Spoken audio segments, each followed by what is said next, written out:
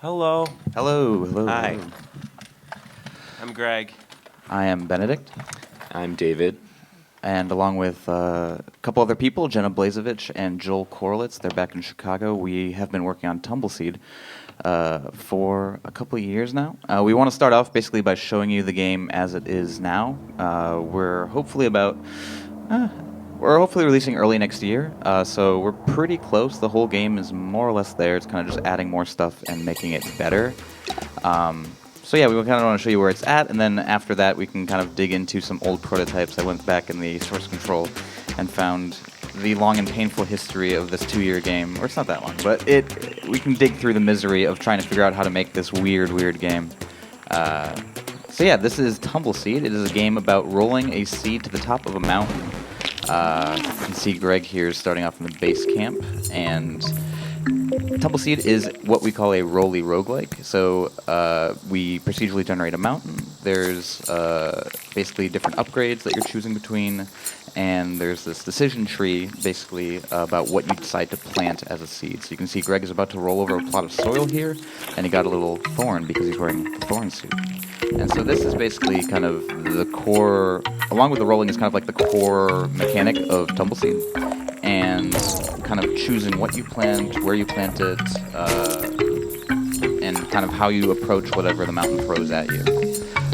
So there are 4 core suits, or seed types. Greg kind of quickly just scrolled through them there. If you want to pull it up for a second, Greg, we can talk through them real quick. So this one is the thorn suit. You saw Greg just planted a thorn, which gives him a little spinning thing that goes around the seed, and it lets him run into enemies, and it also kind of acts defensively, letting him kind of defend himself from some of the creatures trying to attack him. On the top, we've got the checkpoint seed. This is the kind of base seed, and this is basically when you roll over a plot of soil, you plant a checkpoint, so that flag there directly to the right of the seed. And when you fall in a hole, this mountain's kind of been corrupted and filled with all these creatures creating these holes. And if you fall in a hole, you go back to the last checkpoint. So you can use these to kind of save your progress up the mountain as you kind of work your way up. We also have the heart seed and the mineral seed on the bottom, and if you plant several of those, then you can, if you plant 4 heart seeds, you get a heart back. If you plant 3 mineral seeds, you get some minerals. And you can see there's a bar on the left side of the vine, and that's how many minerals you have, and minerals are required to plant suits. So it's kind of then also this economy of like, what am I going to plant? How much are the things that I'm trying to plant costing? And yeah, kind of building a strategy around those things. See, that's what we call a rock slug kind of charges here. So basically, like, this is what... Hello? This is like what we spent 2 years making, is that system that he just explained. And so that's sort of like... I don't know. We had this... You made this prototype in like 2 hours? Yeah, so... A couple years ago. And it's been...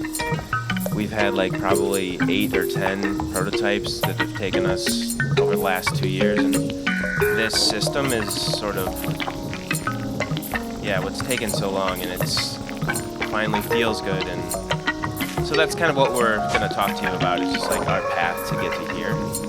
So, yeah. There we go. Good call. Should I repeat that? No, I'm kidding. Joel like screams at home watching on Twitch. Like, oh.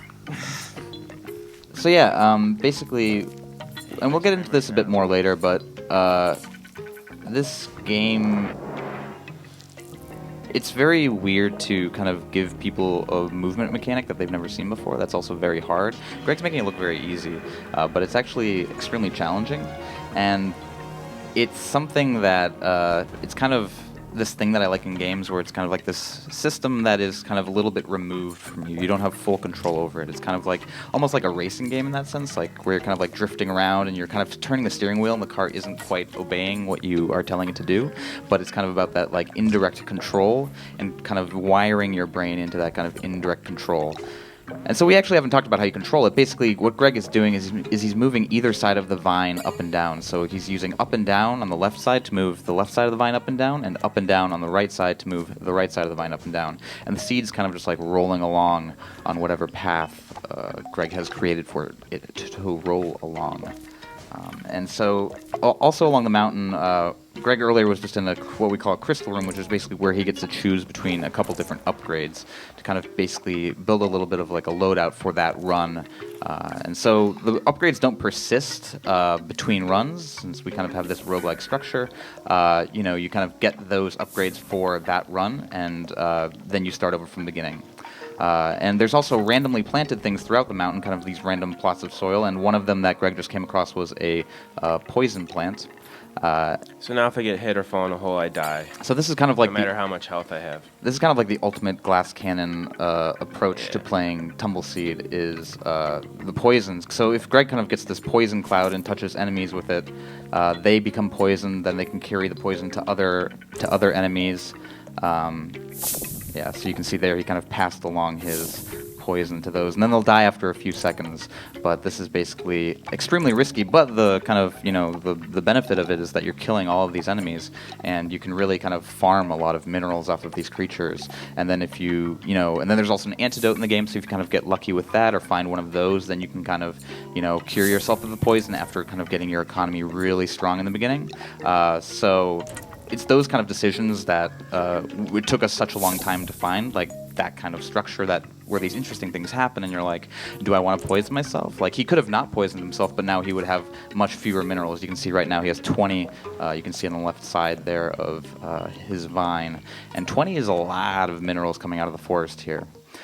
And so here we are in a base camp. The mountain is basically divided into 4 different biomes. We have the forest in the beginning, then the jungle, then the desert, and then the snow. And in between these different biomes are what we call camps. And in camps there are different things that you can do. Here you can see there's a shop. So here Greg has some options about what he kind of wants to do. So sometimes you'll start off, you'll get a lot of offensive options. Sometimes you'll have a lot of kind of movement or kind of, stealthy options like going invisible and that kind of thing. And Greg just picked up the remove seed. Yep. So what Greg went for is basically a seed that lets you unplant something on a plot of soil. And that kind of lets you farm a little bit. Like right here, Greg is planting heart, unplanting it, and planting it again, and getting hearts off of that. And there you go. He just replanted a bunch of times, got another heart. There's also challenge rooms. So this is kind of like the stuff that we're now adding, like this kind of like fun world stuff that kind of really builds up the world. And Greg doesn't have enough minerals because he just cheesed the remove seed. But basically, that's a challenge room where you do a race, where you're kind of racing up this obstacle course, trying to pick up as many minerals as you can. But if you don't complete the race, then you lose all the minerals that you picked up. Oh, okay, he got enough lying around in the camp, so now he can try it out. And he's also poisoned, so if he falls in a hole, he's in trouble. Go big or go home. So here you can see there are all these like diamond buttons, and so there's a timer on the top. Greg has 20 seconds to hit all of these diamond buttons and pick up as many minerals as he can, which is extremely hard. Right now, a lot of the stuff in the game is kind of tuned for us difficulty, and this will probably be easier. If you don't press all the buttons, all the minerals you picked up you don't get them, and so you just like spent 5 and then didn't get anything. But he just got 11 or 12. Yeah, so he spent 5 and he got a net of 7 off of that, so now he has some more options. He could go back in the shop, buy some more stuff. Where's the banker? Yeah, and then we're kind of like adding more stuff. So there's also a banker seed in the camp right now where you can kind of make an investment in your future where it's like, well, if I'm like really good and I know that I can get through the jungle without a lot of minerals, I can give the banker some of my minerals, and then in a later camp he'll kind of return them to you with interest. And so then it's kind of like, okay, how good am I? How risky do I want to be? How many minerals do I have? All these kind of decisions kind of add up to give each run a unique flavor. Do you want to show the jungle real quick? Okay. The jungle is kind of like where it picks up, and then we can dive into the old prototype. So forest is a little bit gentle, and then now now the jungle is like where this is where it gets a little bit serious. So here's another seed. This is the seed that Greg picked up in the first crystal room, which is the hole fill seed. You'll see he called down a rain cloud, and all of the holes around got filled up with rain, so he can kind of pass over them no problem. But he is still poisoned, so if he still gets hit once, then he's in trouble. Hoping for an antidote. He's hoping for an antidote, which is not super likely, but you never know. So, poison. If I get a poison in the forest, I always go for it because, and there he goes. And so, yeah, that is the basic idea of TumbleSeed. roller roguelike. Start at the bottom, go to the top, and try to make it. And now let's dig into 2 years of figuring this out and trying to learn how to make this game.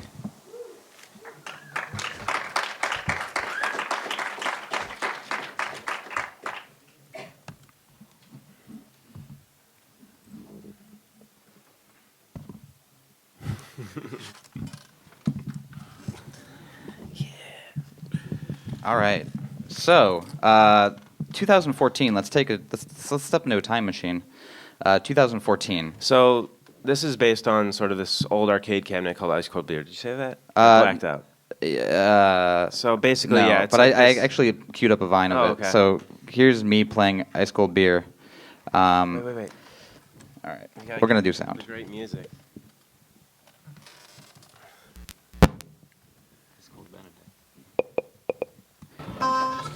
So, This is not chronological, yeah, but this is basically this is the game. This is the game. This is Ice Cold Beer.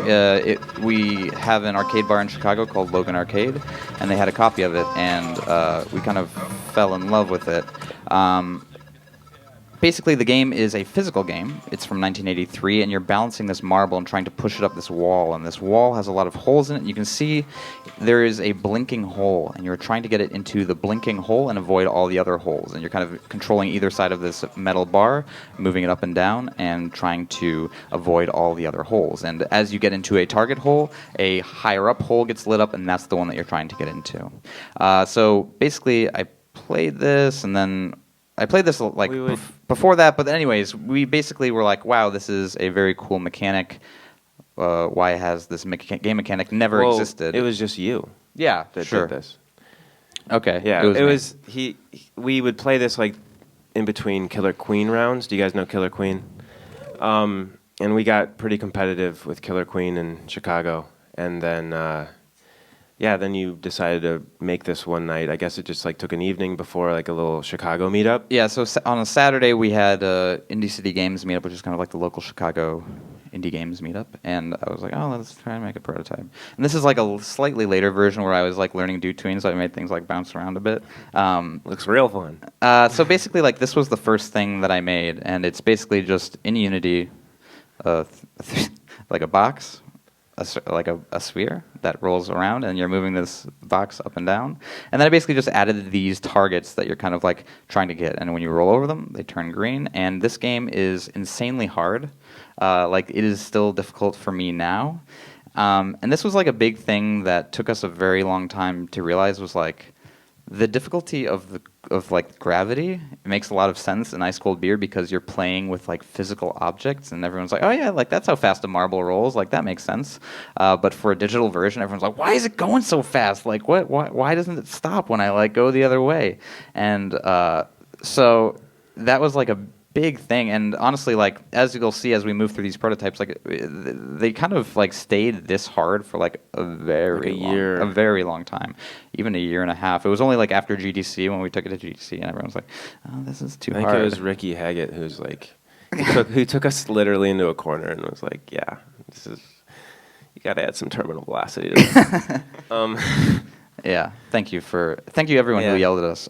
People still sometimes yell at us that it's too hard, but it's nice now. But they're wrong. But it's basically a decision that we've made now, and it's nice because like we took it to like the first time that we showed it, we took it to Indie PopCon, which is a relatively small games convention in Indianapolis, and we would have like 5-year-old girls sit down and like play for like 15 minutes, and like they could get kind of good. And I was like, oh, like if like a kid who like is still developing like fine motor skills can do this, like it's fine for grown-ups too. And I think a big thing, this game is kind of like an ego crusher, where like these gamers sit down and they're like, what up? Like, oh, you got a roguelike? Let me handle it. And then they like sit down and they're like, oh, your controls are kind of weird.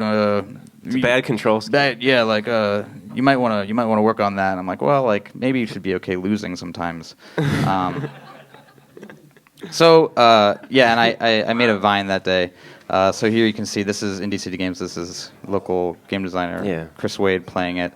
This was September 20th. Chris Wade. Short hair Chris Wade. He now has an insane man bun. He no longer looks like this. So yeah, September 20th, 2014. So we have eclipsed the 2-year time period by 7 days. So good job us for taking forever. And I saw that on Vine, and I think maybe even like a week or two later, we were talking about it, and just like, hey. Yeah. We kind of knew each other from the Chicago scene, and Yeah. And then it was kind of like, oh yeah, maybe we can like make a mobile game in 4 months. And Yep. it was like, So yeah, we thought we would do it since we both make mobile games. That's sort of our history. We thought we would do something on mobile because, of course, the tilt's great. No, tilt doesn't work in this game. Just as a PSA. But like, what do we do next? Next, Tell us. So fast forward 3 months. This is December 2014. This is codename Red Hot Rock. That isn't actually what we were going to call it, but we thought ice cold beer, Red Hot Rock. So the theme of this one is basically you're not even a thing. You're just kind of moving a rock from the center of the Earth, so it's red hot, to outer space. And you're kind of like in this glass elevator. Yeah, like a space elevator. And so there'd be like biomes that would go behind the window, and that was sort of the metaphor for, that you weren't like falling through whatever was behind you. So we could do a lot of cool things with animations, and that was the hope. Yeah, like look at those birds. Those birds look beautiful. Beautiful stuff. So yeah, this was like 3 months in, and we're like, all right, like we're pretty close to done. Like, and people play. They're like, oh yeah, like when's it come? Is this out yet? And we're like, no, it's like 3 months in. So basically, in this version, there's so many things.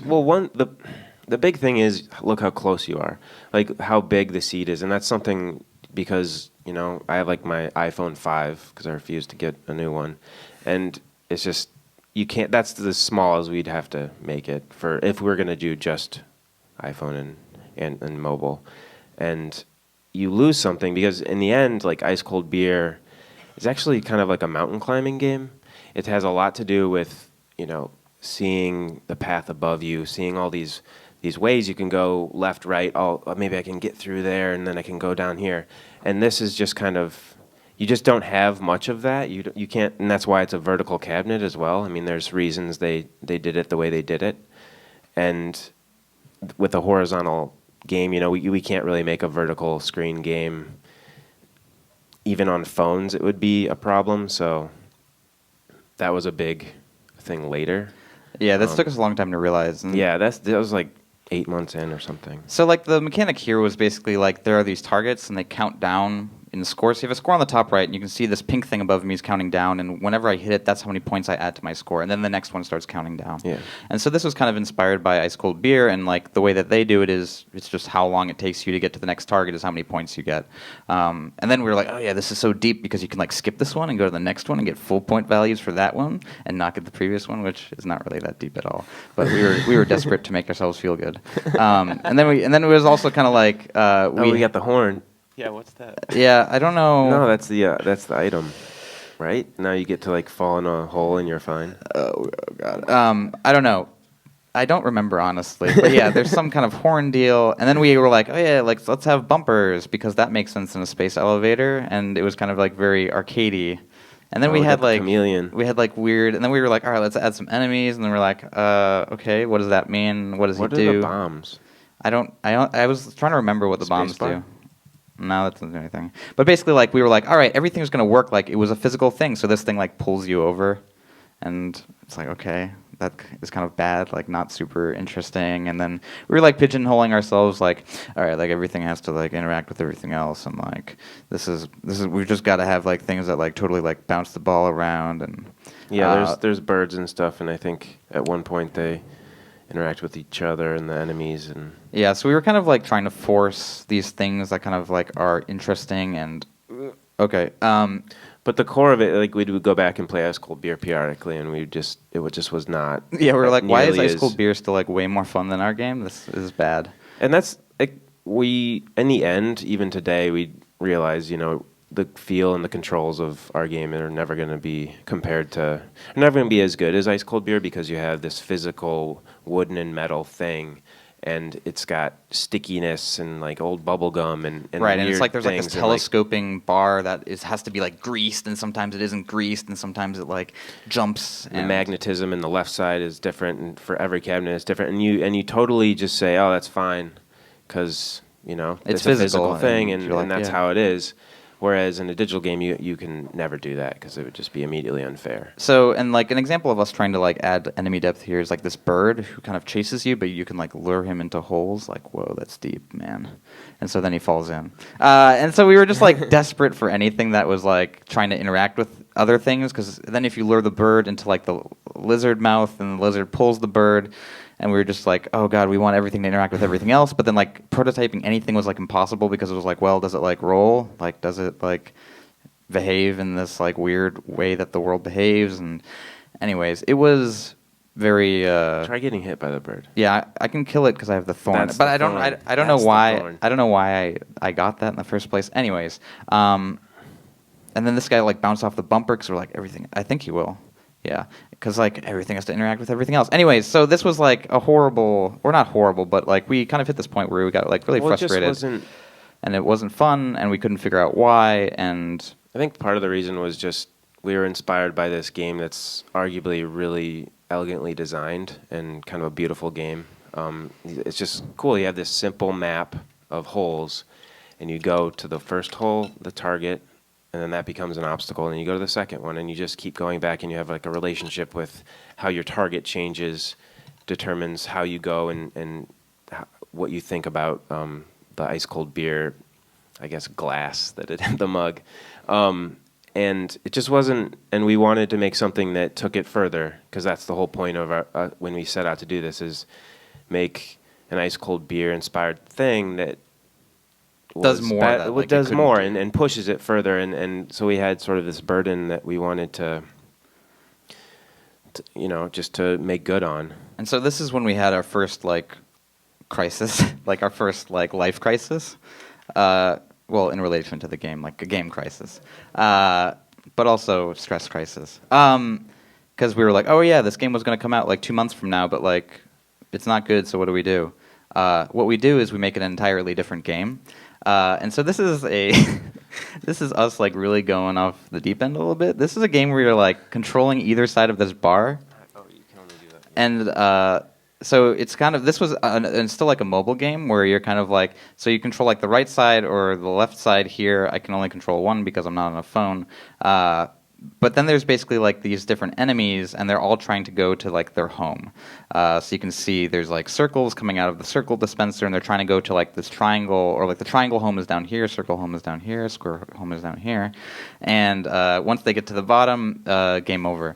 And then there's like a combo system where for every wall that you bounce off, there's like a multiplier on the top left, so you can see like as I bounce off of walls here, it goes up, and as I hit an enemy, then I get 1 times that, basically. And so this is actually like kind of fun, but It was kind of it's fun, not but like, it wasn't the game. it's not bad, but then we're like, We're trying to make. what are we even doing? This is like so far away from the original inspiration, and it just wasn't. It just was like weird, and it's like, why? What is this? But we were also, each one of these we really believed in the direction before we made it. Like I think we brought this to a design jam that we would do. Oh, yeah. Like every 6 months or so in Chicago, we get together with like local indie game designers and just like rip each other's games apart. And we legitimately brought this up for critique. So It's not. It wasn't. Yeah, it's it not. was- It's not horrible, but it was Yeah. very seriously considered. Of like, oh, maybe this is like the new thing, and it's like not that complicated, and we can like finish it real quick. So yeah, that was January 2015. Yeah, I don't know what else there is to say about Yeah. this one. It's Next I like it because it's the most extreme departure. from what the game ended up being. Then after that, we kind of like returned to the roots a little bit, and this is then 2 months later, and we brought this game to GDC with us, and we called this Cosmic Lift, which is a pretty good name. Shout out to us. The whole idea of the theme of this game is Here, let's, that you let's just yeah. show it. So the idea in this game is that you are 2 aliens wearing glasses, and you are crawling up and down, and this planet is rolling between on the bridge of your glasses. Yeah, you're Jupiter. Yeah, and or you're the aliens, and you're trying to take the planet. you're trying to like steal the planet through I don't know. wormholes. Hey, it makes sense. Yeah. and yeah, And like Greg like made these like crazy like walking animations for the legs on the side, and it's like what is even happening here? and so you'd go through these targets. Man, it doesn't even rotate. Well, of course, it's a gyroscope. And so this is then like bizarre. But this was one of our best yeah. prototypes at the time because it seemed like it had like some sort of depth of strategy, and there were a few people that played it, and it's like, wow, this you really get sort of the planning, and it's interesting. So the idea with this is that it's kind of like a Zelda-style dungeon. So you can see, like, we have this HUD down here. Where so Yeah. this is like the current room that you're in. This is your currency. And This that's is the your mustache. hearts. This is the mustache of the face that is the aliens and the planet. I don't know. We were desperate. I still like it. It is like this game is still like kind of fun. It is fun. Anyways, and it was like like the bad thing about this prototype actually is that it like took us 8 months to make another game as fun as this prototype. After we were like, this is not the one, and then we'd go back and play this, and we're like, God, why did we leave this one behind? Yeah, we'd always say, oh man, Cosmic Lift. So basically, like, there's like a Seriously. dungeon. Yeah, it's not a joke. There was like a dungeon, and then there's a key, and basically, so in that previous room, there was a locked door. You go into the room with the key, and this was like the little tutorial that we made, blah, blah, blah. You get the key, you go back, and then you go into the locked door, ta-da, and you progress to the next level. And then basically there's this enemy system that we introduced, which is there's enemies that come out of these Like things. factories. Yeah, we call them factories. And then there's like this vulnerability essentially, and then we're kind of like just generating the these easiest and plopping them down. And so, Generation. yeah, there's all these. Every prototype is procedurally generated, right?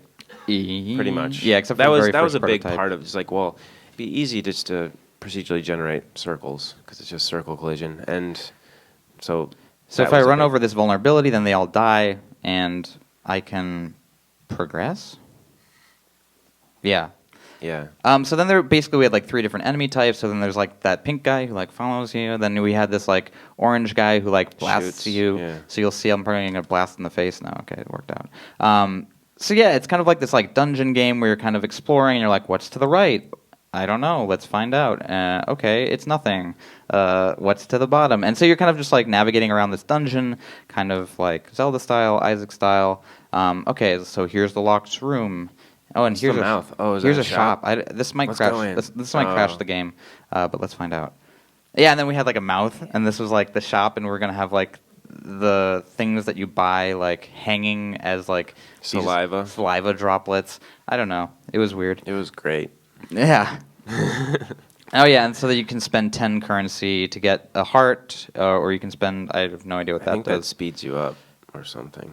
I don't know. Yikes. Yeah, bad that we can't tell. So yeah, then it's like, okay, here's the endpoint that I can remember where I am in the dungeon and kind of like cruise around. And there's a gun that you get at some point. Let me see if I can find. And It's so just then a we also have like unidirectional. a locked door thing. So on the top you can see, oh, if I kill one enemy, then that door unlocks. And so it was actually kind of cool. We were kind of like moving around this world and exploring a bit, trying to find stuff, and basically make your way through this dungeon. And I don't know what we necessarily hated about this. I don't fully remember why we were like, ugh. But we kind of reached that point with it where... I think there were other ideas that felt enticing. Yeah. And that was maybe... I mean, you're sort of doing a lot of backtracking Right. in a game like this. And So here's when the key. traversal is interesting and challenging, it makes some sense. But I don't think we would kind of go back to these tenets of, you know, the only thing you have control over is where you are. And so that's why everything is like buttons and switches. And we totally... we always try to do like we add a gun, and I think you can either buy a gun or pick one up in one of these rooms. And it just kind of sort of felt like there wasn't a lot of stuff to mine in the enemies and these factory ideas and just how do you dispatch them. It just wasn't super interesting.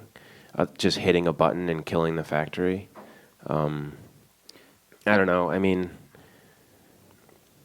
we had good reasons. Hopefully, or maybe we just ignored a good game that was staring us in the face. Oh, and this is a boss.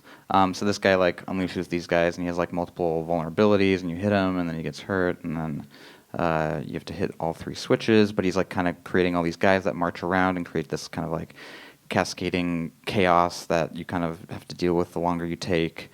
And I think in the end, it just wasn't interesting to us as players after playing it. And since we're making sort of this procedurally generated roguelike, it was, we wanted that. We wanted to go back and play our game and remind ourselves after years of working on it that it's fun. And without, and when that's just not happening, it just is every time you play it, it's a reminder that maybe this game is not a great game. Yeah, and so we kind of ignored a lot of or we kind of like had things in. The problem really was that we had things in Cosmic Lift that we, didn't understand why they were working. Yeah. And we kind of like moved away from them. Where is it? Oh no, that's right, because I have to open up the other Unity. Love Unity versions. That's the one. TumbleSeed. So this, fast forward another 7 months, 6 months, and this is now summer 2015, so a year ago.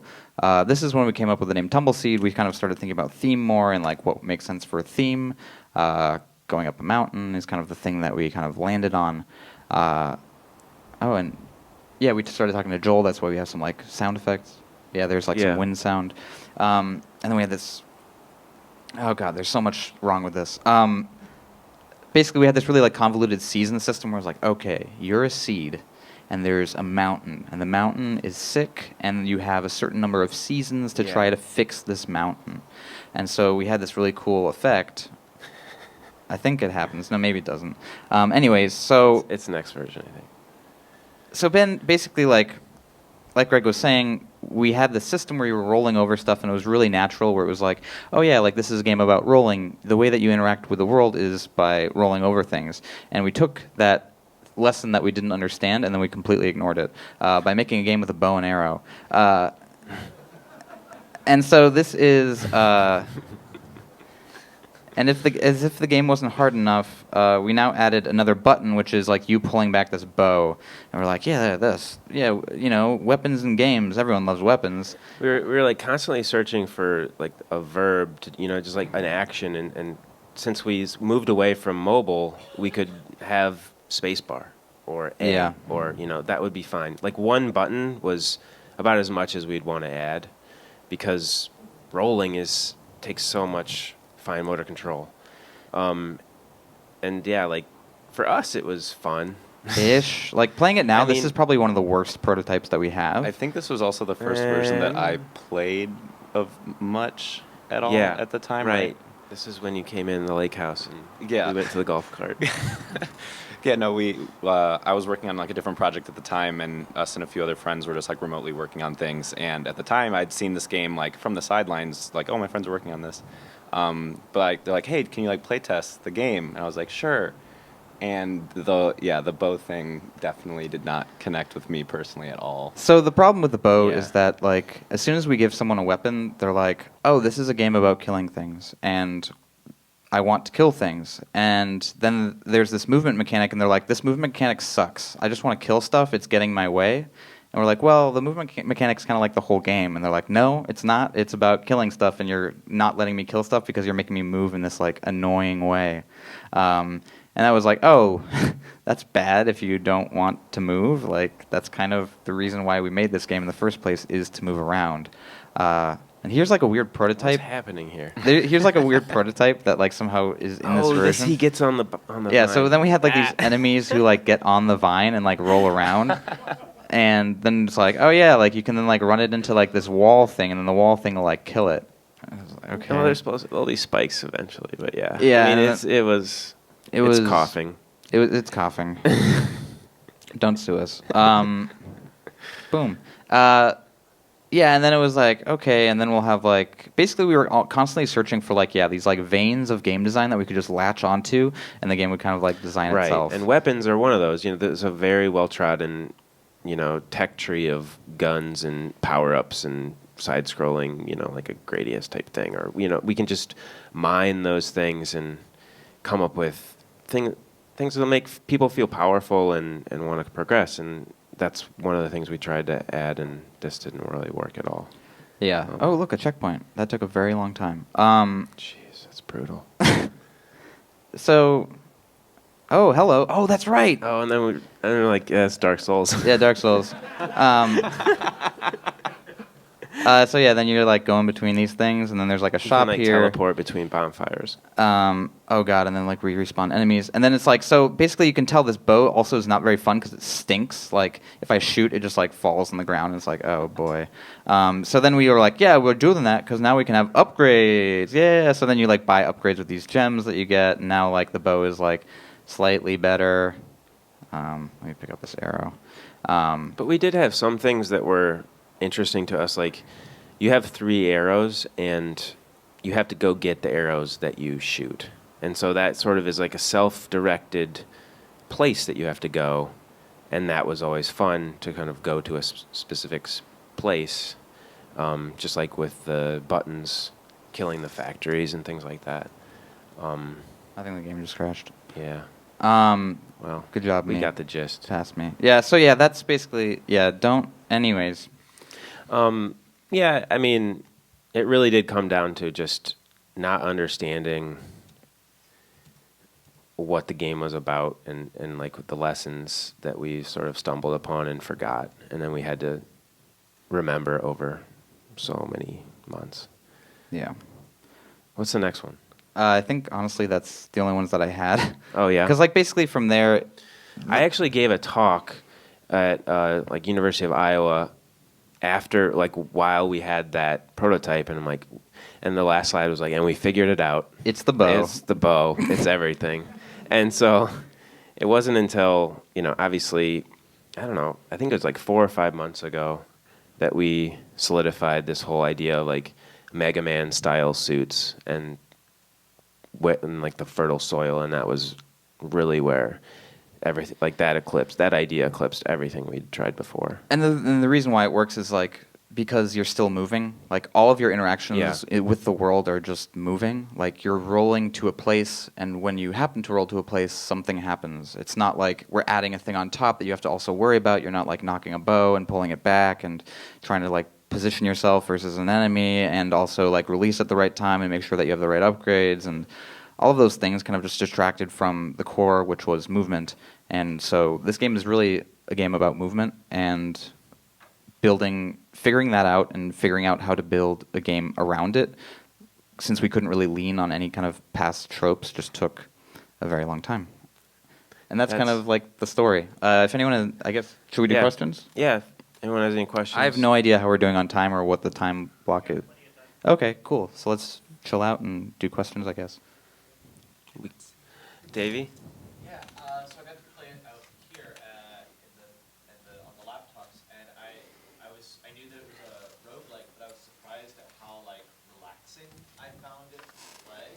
But that's not usually an attribute of a game that is a permadeath roguelike. Mm-hmm. So I'm curious, did you guys ever think about it just being like a relaxing experience, or how does that factor into how you think about the game? Question for the live stream is that Davey was relaxed. Were you thinking about relaxing Davey when you made it? Well, it seems hard to balance that feeling with also Balance. there's danger everywhere, and you're going to die a lot trying to get to the top. Mm-hmm. I can see those equally being two different experiences from this mechanic. Yeah, I mean, I think some of the relaxation you get from it is definitely the music and maybe some of the art and things. But I guess when we played Ice Cold Beer, there was like relaxing is like the last thing that we were experiencing, and so it was like that was the path we took, is focusing on really honoring that sort of source material, and it does end up being like the game is about patience, and about going slow. The people that go slow, especially people that maybe don't play games very often, they go slow, they're way better than most people. And so, yeah, we have to like force people to slow down. In a way that we force people to slow down is with visuals that aren't like, like go, go, go. Yeah. Get in the chopper, like let's shoot the guys.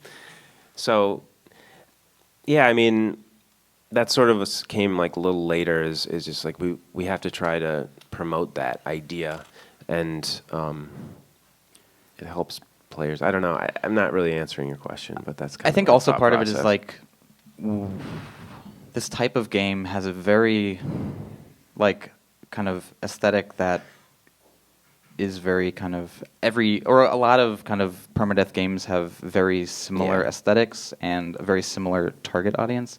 So like part of the hope was that like maybe we can get people who normally would kind of be turned off by that to play that kind of game, because it doesn't necessarily mean that they will dislike it, and permadeath isn't necessarily like something that necessitates like violence or Blood and that kind shadows. of thing. Again, we might be wrong, and the game might fall on its face because we're wrong about that. But that is kind of one of the goals, and one of the hopes is that, you know, we show this game to an audience, and this type of game to an audience who normally would be kind of Sort turned of off opens it up. by those things. In most permadeath games, I feel like you're supposed to be stressed. Right. And you're supposed to be really attached Right. to every life. And I didn't get that feeling from TumbleSeed. Yeah. Like I'd lose, I'd be like, cool, I get to go back and see those cool things again. Yeah, and Cool. that's good to hear. Yeah, that's kind of what we're shooting for. And it's another thing, it's like when I get home from like a long day, like I don't want to be stressed. Like I want to be engaged but not stressed, and kind of being relaxed while being like engaged and stimulated and challenged is kind of like a combination that I wish existed in games more. And so kind of shooting for that kind of combination that I love but seems to be missing a bit. We had a question back here in the corner. You talked early on about how you had trouble, or it took some time to really translate the feel of ice cold beer down to actually using like your sticks in the game. How did that kind of translate through all of your different prototypes all the way to your current one? Or did you reach that feel early on and kind of that was the same thing that was always there going forward? So in the beginning, it was much closer to ice cold beer in terms of like, in ice cold beer, if you overextend, you will die. And we kind of had that for a long time where it was like, if you get the seed to a certain speed, you will die immediately, no question.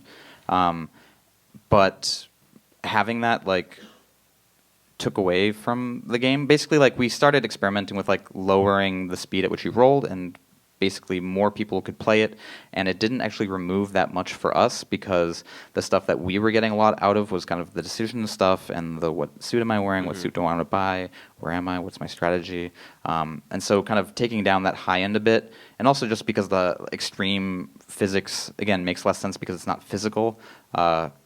Those two things kind of lined up where we then kind of did make the movement easier after GDC, probably like April this year. Because of Ricky's comment.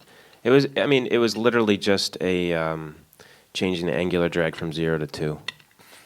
That's all we did. In Unity, that's the tip. Just I did change a it to ton 2. of like, I recorded the velocity and tried to do like a fake angular velocity or a fake terminal velocity and all these things, and it was like a afternoon of experimentation, and then the thing we ended up doing was just changing it to 2, which gave it like a natural angular terminal velocity, which means it can't once it starts rolling at a certain speed, it can't roll any further, or at a greater velocity. So that was really the big change we made, and people really seemed to like it. They felt like it was more responsive, and we still liked it, which was really the thing we were worried about most. There's also one thing I noticed too once we started fixing more movement stuff, like the pinching. So there's a few things like physically, like if you take the seat and you roll up on a mountainside and you're like, it seems like you can just go around it, but like Unity physics would resolve it by like popping the seat out. And that would feel extremely unfair because you'd get like shot into a hole or into an enemy. And there was a few times after we took it out where some people were like, oh, what if you got like pinched out? And it's like, no, you really don't want that. Yeah, Believe it us, feels please. like if it looks like it's a physical, like it looks like physics, Yeah. and that's not what you want. You don't want it to look like that. You guys had mentioned that at least at one point there is a custom controller built for this. Do you guys have a picture of that? Or? Oh, Uh, I don't know if we have internet access. Can you describe it? It is so. It's something that we built. We prototyped it on sort of like this vacation slash. It was actually more work than it was like than normal. But yeah, we went to like this lake house in Indiana, and we built the prototype for it. And then I did like a whole wooden custom cabinet that took way too long. It was way too hard to do because I haven't done anything like that before. But yeah, it just looks like a. I'm gonna It's pull all up a picture. I unfinished, just unplugged real quick natural so that wood, so it looks like it's It's two from the joysticks forest. and a Somebody button. plugged in Yeah. right now because we're not getting. Yeah, I just unplugged it so I can scroll through my whole photo library and not. Yeah, you don't want to show see that, what's in show there. that to the world. Here. Oh, okay. I got some photos. All right. It's blah blah blah. Quit the Photos app. And then, all right. This is an all ages event. Yeah. Exactly. All right. Okay. So. Okay. Think about it. Think about it. Yeah.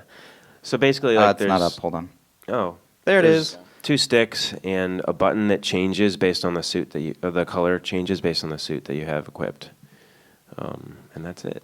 And so yeah, here Very it is simple. at PAX when we had it, and we got these nice little like wood thingies on top. The executive model. The executive suite controller. Got a question here in the middle. I missed the Yeah. beginning of the presentation, so I apologize if you've already answered my question. Sure but thing. what platforms are you? Oh yeah, hoping no, we for- haven't said that. You're totally right. Considering for release. It'll be on PC, Mac, and PS4 early next year. We've got one in the Rusty. Your net. Well, all right, some. It seems like the main issue was kind of you guys kept throwing video games at your game. Yeah. And when you took that and brought it into like the meta game, it kind of all came together.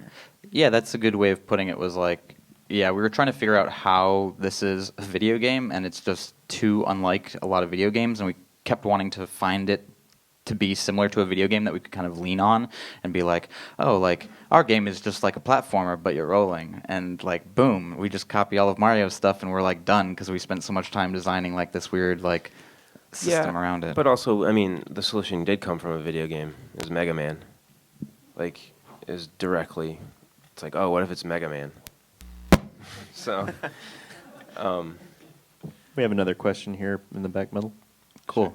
Could you describe the audience that you're making this game for? The audience that we're making this game for is people, basically, like, if we had to describe it as a certain game, it's like people who like Spelunky is kind of our target. That's another game that kind of looks relatively gentle, has kind of those same kind of like roguelike structures to it. And so that's kind of like the target audience. Those are like the streamers that we're reaching out to, and we had some, we talked to some of them at PAX, and they kind of got slightly introduced to it. So basically, yeah, people who like roguelike, whatever. Again, we're just, the word is whatever. But basically people who like that kind of game and want that kind of game with a completely different structure around it. Don't you feel that there is a mismatch between what you have and the audience that you're making the game for? why? Or, yeah, no, I totally get it. Like, Well- yeah, like, I... Is it because only gamers can play roguelikes or what? No, because you want to make money with your game, and I'm just interested if you think about it and like how you want to address it. Right. Well, the way that we look at it is basically like we are placing a bet that there is both the people who like those kinds of games and the people who don't know that they like those kinds of games will like this game. Or even just like turned off by the context of some of the other games, that like this one hits a spot that's missing. I mean, And so it's like the problem is that like yes, we could create something that is very targeted directly towards that market, but the risk with that is that they are already satisfied. It's like there's like 10 League of Legends clones, but none of them are League of Legends. So it's like, okay, why no one's going to play that? So it's kind of like, yeah, it is a very much a risk. It is a calculated risk, and it is like the thing in that like we're kind of saying like, yeah, this is a kind of game that people will want to play, and people who don't know that they want to play it will want to play it. And you know, we could be wrong, and it could do horribly, or we could be right, and it could do fine. I mean, to me, it feels like it's just a question that's sort of like directed towards maybe how it looks and sounds. And I feel like we make games, at least I make games because I like a core idea, and I think the core idea of this art style is that everything should be round because all holes are round. And I also just like colors, and I just want to make like a happy kind of world that feels rich and colorful and alive. And that's really it. I don't personally have any kind of like goals for the demographic, or I don't have anyone in mind that would like this game other than myself. And it's kind of that. It's just like I like Super Mario Sunshine. I like Mario. I like Hohokum. I'm just in love with those kind of positive experiences, and I don't really, it's just my taste, really, as an artist. And I think that's kind of maybe what might get a little closer to the answer. But yeah, like you could be totally right, and we could be totally wrong, and in like 5 months you'll look back and be like, oh, that game sold horribly, like I was so right. But also, I mean, I don't think that's true, because I think if you make something that you don't believe in and you don't really, if you try to make something that's like, oh, well, I'm going to capitalize on this because it should look like this, and it's a calculation. I personally don't. That just completely deflates me. I feel like I'm working for a client that I'm creating myself. Like I'm working for somebody that I've made up, and I'm robbing myself of my own artistic freedom. And so I would make a worse game if I did that. That's just my own personal idea. So it was fascinating seeing your guys' design process, going through all the different prototypes, seeing all the different things you guys chased down. But of course, I'm sure you guys would have liked to just build this game first. Oh yeah. What are It'd be great. What do you think? I mean, of course, it's like a process of discovery, but what are some like kind of tangible things that you think you'll take forward to like future projects that you can like lessons learned, I guess, from kind of the design exploration you guys chose with this game? Yeah, it's very hard to, because it's one of those things where it's like, you know, looking back, it's like, of course that didn't work, but it just takes time to figure out why it doesn't work. I think like the biggest thing for me personally is like recognizing what step you're at in working on the game and not working on things that don't answer the main question that you have. So it's like, you know, like, is the problem that things aren't like juiced enough, that they aren't kind of polished enough, or is the problem that just the core mechanic isn't super great? Because you can always kind of like, we're just getting better at being like, okay, so this is like a very basic prototype. If I extrapolate out and imagine that this were fully polished, what would this feel like? Getting better at that kind of, and not being like, oh, the reason that it isn't fun is because it's not done yet and we haven't polished it yet. So that's kind of like the big thing for me, is kind of getting better at honing in on those core questions of, you know, what is the actual question? What is the thing that I'm actually trying to figure out? And not working on anything that doesn't push you towards answering those questions to push a project towards being done. Yeah. I think also, like, just since I've joined the project too, like, I'm normally like programming freelance like for other people, and so having worked on this project, like, it's so important as you move forward to always have your game playable and not go long bouts of time without playing it, like constantly be playing the game, because like I'm someone who can definitely get lost in building a system, and it's like it breaks the game while you're building the system, and then you can't play it and you don't know if it's good, and it spirals. So yeah, that's always been something important that I've noticed is really helpful. It's also just a mess. Like game design is a mess, and it's like always different. And if you've made a platformer, you'll have a much easier time making a second platformer. But if you're trying to make like a different type of game that you haven't made before, you're going to have it's just a lot of like even then like you're going to have design struggles, and I've made probably like over like 20 some games, and it's still this hard, you know. It's just tough. But I think like process, like Ben said, and having it playable and everything is super important. There's this book that I really like. It's called 101 Things I Learned in Architecture School. You should definitely read it. That would be. We read that during, and then you learn how to draw a line. Yeah, it's great. Teaches you how to draw a line. It's a good book. Any other questions? Yeah. Oh, sorry. I think Is that Evan? Evan, yeah.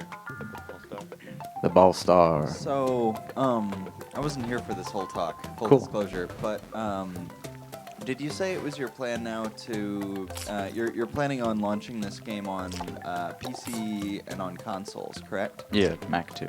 Shout out to Macs. So, yeah, well, PC, Mac.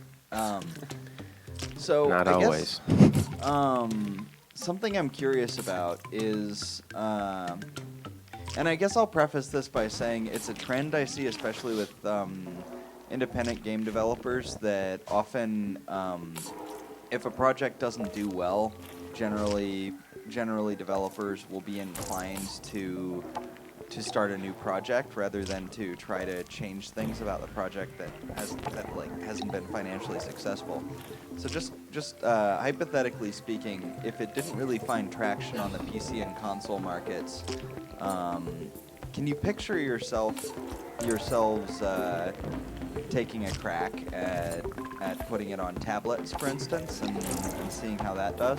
We're definitely That's open not to. something you- We're definitely open to things like that. Yeah. We're definitely not ruling them out, but also it's very hard for us to think about things like that without getting distracted from kind of the task at hand, which is Yeah. finishing this game. And so yeah, like it's a thing that we're like, oh yeah, like we'll think about that when we get there in a sense, because we're kind of just so focused on finishing this and making it as good as possible that we don't spend too much time getting into stuff like that. But yeah, that's definitely like stuff that we're considering and thinking about, and I guess in I'm the back of our asking mind. it less in the context of like post-release ports and more in terms of I don't know. It's a tough subject. So You mean like changing the design? yeah. Well, I mean, yeah. It's Maybe we've got it. Yeah, we've got it running on mobile stuff. It shouldn't change the design. But yeah, it's also just like a business decision too, you know, like you want to be. yeah. No, totally. You don't want your game to be, oh, it's a mobile game on Steam and then all that stuff. I agree with that. Yeah, which is why I asked this not in the context of like a post-release port, but as a contingency strategy for whatever reason it just doesn't find a chord. Yeah, I would say like if the game flops, then we probably wouldn't port it. You wouldn't port it. Yeah. I maybe we would. I don't know, but like I don't. You know, we released Touchtone, and like Mike and I a while ago, it kind of flopped. It did okay, but we haven't ported that because it's like, why would we? You know what I mean? Why would we spend more time in a game that's not necessarily like? And you look back at it, and it's like, I don't know, not great. So had some problems. That's my personal opinion. We might fight about it. I don't know. Yeah, we haven't talked about it that much. Any other more questions? questions from the audience? Can't see anything. Guys, the game looks beautiful, and we're all looking forward to playing it. Cool. You guys can check it out here. Let's get a round of applause for our guest developers.